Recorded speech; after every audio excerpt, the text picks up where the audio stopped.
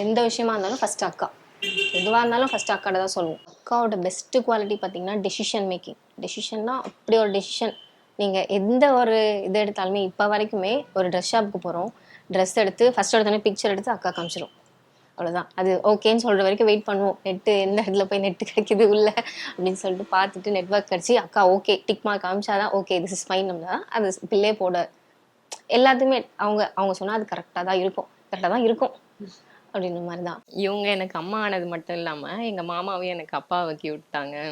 எப்படின்னா அந்த இவங்க மேரேஜ் ஆன புதுசுல ஹனிமூன் மட்டும்தான் தனியா போனது. மீதி எல்லா இடத்துக்குமே எங்களையும் கூப்பிட்டு போயிடுவாங்க. நான் அவங்கக்கிட்ட ஷேர் பண்ண விஷயம் என்னென்னா, நான் இப்போ நீங்கள் எனக்கு நியூவாக நிறைய எக்ஸ்ப்ளோர் பண்ணி காமிக்கிறீங்க இல்லையா, அந்த மாதிரி வந்து என் சிஸ்டர்ஸ் வந்துமே எக்ஸ்ப்ளோர் பண்ணதே இல்லை.